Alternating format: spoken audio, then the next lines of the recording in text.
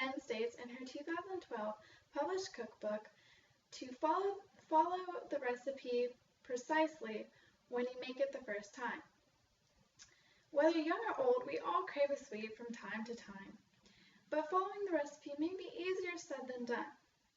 I first made alfalfa's cookies in high school as a Spanish project, and as Delfina states in her 2014 published online recipe, alfalfa's cookies are a dessert that originates in Latin America and differs from country to country.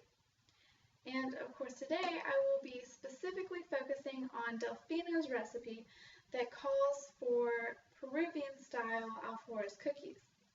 And of course I will be making a few modifications, but after today, hopefully, you will be able to make your own batch of Peruvian-style alfalfa's cookies at a very low cost.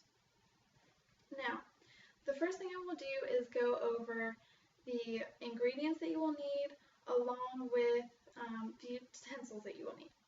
So the first thing you'll need is 2 cups of cornstarch, 1 stick of softened butter,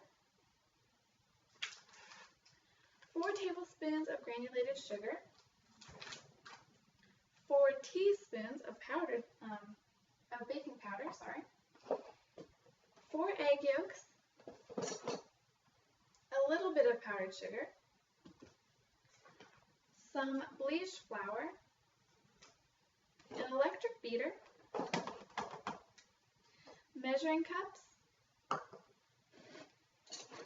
measuring spoons, a spatula, a cookie cutter, a rolling pin, a bowl, and of course a non-stick baking pan or baking sheet, along with oven.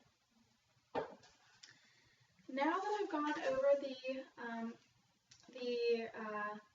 ingredients and utensils that you will need, I will go over the time requirement and servings. The preparation time should take you about 20 minutes, and the cooking time should only take about 8 minutes, with this all totaling up to 28 minutes.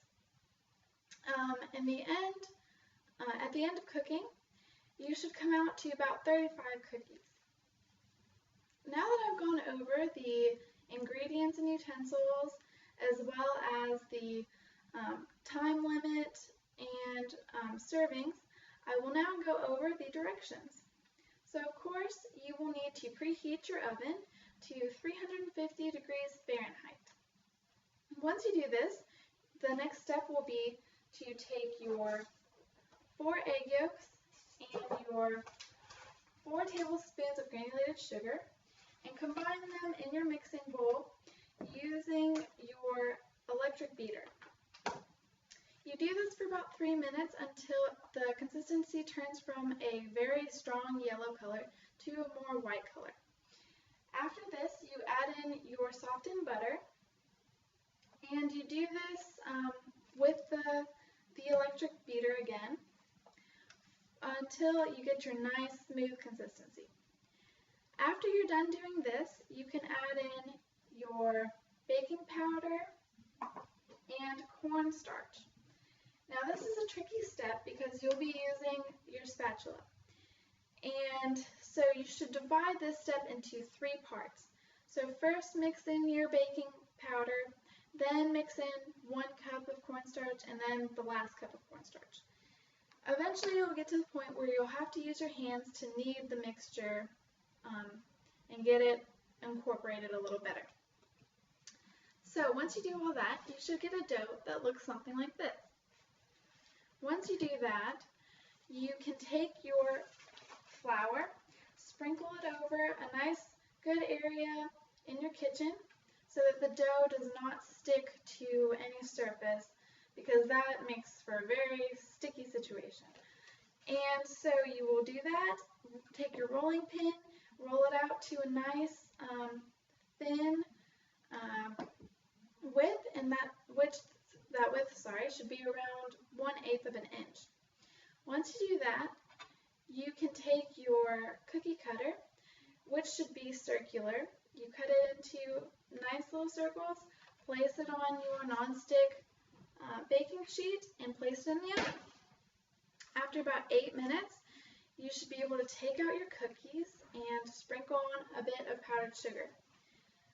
The result will look something like this. Now, I've now gone over the ingredients, the proper utensils, the time requirement, the servings, and of course the directions. So there's only one last step, and that's to enjoy.